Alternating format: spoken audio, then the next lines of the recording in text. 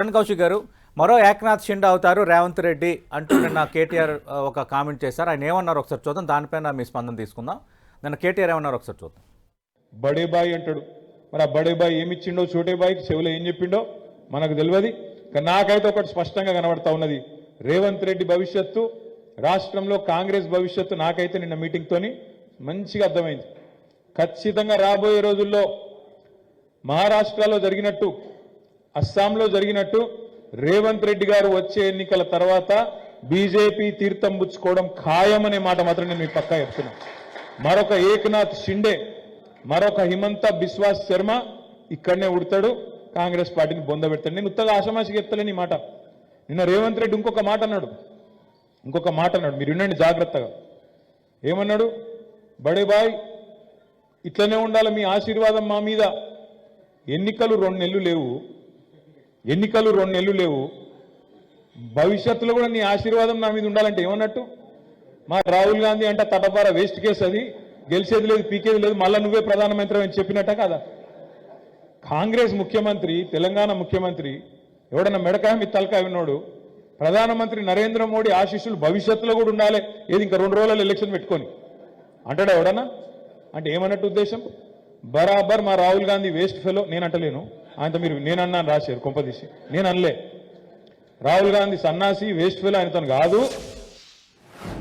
Right, KTR comments చూశారు. మరో ఏక్నాథ్ షిండే, మరో హేమంత్ విశ్వకర్మ అవుతారు ఎన్నికల తర్వాత. ఇంక ఎన్నికలు 2 నెలల్లో ఉన్నాయనగా ఆయన ఆశీర్వాదం ఉండాలంటే మళ్ళీ ప్రధాని మోదీ అవుతారని రేవంత్ రెడ్డి ఒప్పుకున్నట్టే కదా. ఇది కేటీఆర్ కామెంట్.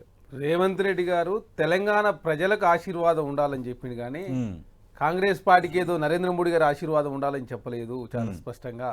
అట్లంటే మరి కేసీఆర్ గారు చాలా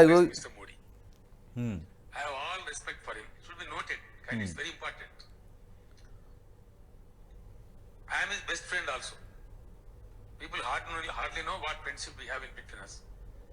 What kind of matters we discussed. People hardly know it. Yes, అంటే ఇప్పుడు ఎట్లుంటదంటే ఈ దేశానికి ప్రధానమంత్రి కాబట్టి ఈ దేశానికి సంబంధించిన ముఖ్యమైన అంటే పెద్దన్న పాత్ర పోషించాలని దానిలో భాగంగా పెద్దన్న అని చెప్పి సంబోధించాడు. తెలంగాణ కల్చర్ అది. పెద్దవాళ్ళని పెద్దన్న అనకపోతే అంటే పెడితే పెళ్లి లేకపోతే సాగు కోరుకుంటారా? మీలాగా మీరు ఏది పడితే అది మాట్లాడి తెలంగాణ రాష్ట్రంలో 1-2 పార్లమెంట్ స్థానాలు గెలవాలని చెప్పేసి కాంగ్రెస్ పార్టీ మీద తీవ్ర విమర్శలు కేటీఆర్ గారు చేస్తా ఉన్నారు. అదేగా హేమంత్ బిశ్వాస్ శర్మ కాంగ్రెస్ పార్టీ నుంచి బీజేపీలో పోయాడు. ఏక్నాథ్ షిండే గారే ఏకంగా చీల్చిండు. అసలు రేపు బీఆర్ఎస్ పార్టీనే చిలికి రాబోతాం, హరీష్ రావు గారు చీల్స్తారని చెప్పేసి వార్తలు వస్తే పెద్ద ఎత్తున చర్చ జరుగుతూ ఉంది. మీ పార్టీలో ఏక్నాథ్ షిండేలు జమై రేపు భవిష్యత్తులో బీఆర్ఎస్ పార్టీ బీజేపీగా మారబోతుందని చెప్పేసి చర్చ జరుగుతూ ఉంటే ఆ చర్చను కాంగ్రెస్ పార్టీ మీద తీసుకొచ్చే ప్రయత్నం కేటీఆర్ గారు చేస్తున్నారని చాలా స్పష్టం. అదే కాకుండా తెలంగాణ రాష్ట్రంలో కాంగ్రెస్ పార్టీని అధికారంలో తీసుకొచ్చింది రేవంత్ రెడ్డి గారు. అదే కాకుండా తెలంగాణ రాష్ట్రంలో ఖచ్చితంగా కాంగ్రెస్ పార్టీ 10 సంవత్సరాలు తక్కువ కాకుండా తెలంగాణ రాష్ట్రంలో మేము అధికారంలో ఉండబోతా ఉన్నాం. అదే కాకుండా మీరు చూసిర్రు తెలంగాణ రాష్ట్రంలో మేము 70 రోజుల కాలంలో మైనింగ్ ఇసుక ద్వారా వచ్చే ఆదాయం కూడా పర్ డే తెలంగాణ రాష్ట్రం టీఆర్ఎస్ పార్టీ ఉన్నప్పుడు ₹1 కోటి మాత్రం వచ్చేది. కానీ తెలంగాణ రాష్ట్రం కాంగ్రెస్ పార్టీ అధికారులకు వచ్చిన ₹3.5 కోట్ల ప్రతి రోజు వస్తూ ఉంది. అదే కాకుండా జిఎస్టీకి సంబంధించి కూడా 500 నుంచి 1000 కోట్ల రూపాయలు ఆదాయం పెరిగిందని చెప్పేసి చాలా స్పష్టంగా ప్రభుత్వం ప్రకటించింది. అంటే తెలంగాణ రాష్ట్రంలో పారదర్శక పాలన కాంగ్రెస్ ప్రభుత్వం అందిస్తా ఉంది. అదే కాకుండా గత ప్రభుత్వం 40,000 కోట్ల రూపాయలు పనులు చేయించుకొని కాంట్రాక్టర్లకు పైసలు ఇవ్వలే.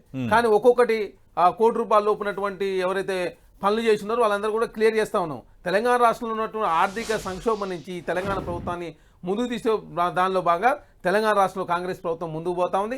అదే కాకుండా రేవంత్ రెడ్డి గారు మా మంత్రులు అదే మా అధికారులు రోజుకు 18 గంటలు కష్టపడుతూ తెలంగాణ రాష్ట్రంలో ఆర్థిక సంక్షోభం నుంచి గట్టెక్కించే ప్రయత్నంలో భాగంగా ఖర్చులు తక్కువ చేసుకునే కార్యక్రమం, అదేవిధంగా ఆదాయ మార్గాలు పెంచుకునే దానిలో భాగంగా ముందుకు పోతూ తెలంగాణ రాష్ట్రం ఖచ్చితంగా 12 పార్లమెంట్ స్థానాలు తక్కువ కాకుండా కాంగ్రెస్ పార్టీ గెలుస్తుంది కాబట్టి కేటీఆర్ గారు కాంగ్రెస్ పార్టీ మీద ఇష్టం వచ్చినట్టు మాట్లాడుతా ఉన్నారు.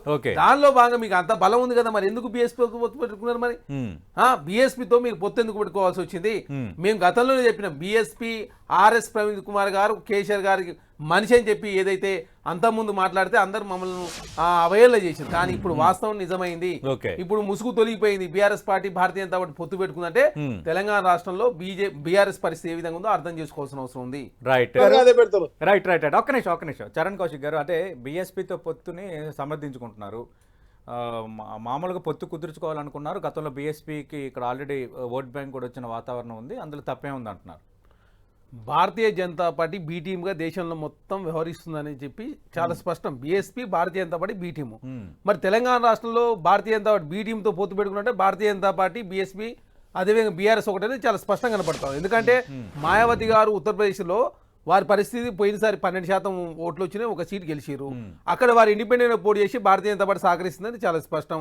ఈసారి కూడా అక్కడ ఇండిపెండెంట్ పోటీ చేస్తాం, దేశంలో ఎక్కడ పొత్తు పెట్టుకోని చెప్పారు.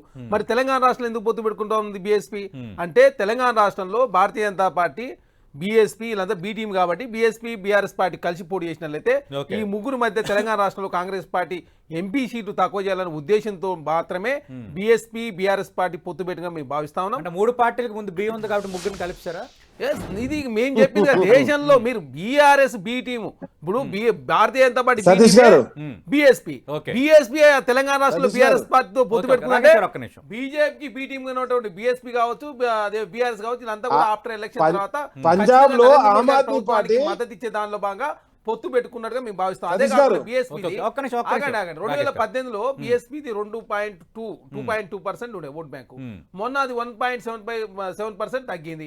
అదే కాకుండా వారి ఉనికి కూడా తెలంగాణ రాష్ట్రం ప్రశ్నార్థం ఉన్నా కూడా మీరు ఎందుకు పొత్తు పెట్టుకుంటా ఉన్నారంటే గతంలో కూడా ఆర్ఎస్ ప్రవీణ్ కుమార్ గారిని ప్రభుత్వం నుంచి పంపించి బీఆర్ఎస్ ఇప్పించిందే మీరు, వారితో బీఎస్పీ పార్టీ పెట్టించిందే మీరు, కాంగ్రెస్ పార్టీ ఓటు చేసే దానిలో భాగంగా వారు వాడుకున్నారు.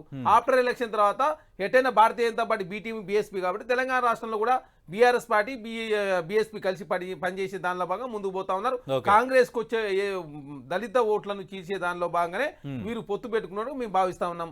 అయినా ఈ ముసుగు తొలగిపోయింది. మీరు కూడా బీజేపీ బీఎస్పీ బీఆర్ఎస్ పార్టీ ముగ్గురు కలిసి పోటీ చేయాలని చెప్పి మేము భావిస్తా ఉన్నాం. ముగ్గురు కలిసి వస్తే కాంగ్రెస్ పార్టీ తేలుతుంది. మేము కూడా అదే అనుకుంటున్నాం. ఇప్పుడు ఈ ముసుగు ఎందుకు వేసుకొని కాంగ్రెస్ పార్టీకి నష్టం చేసే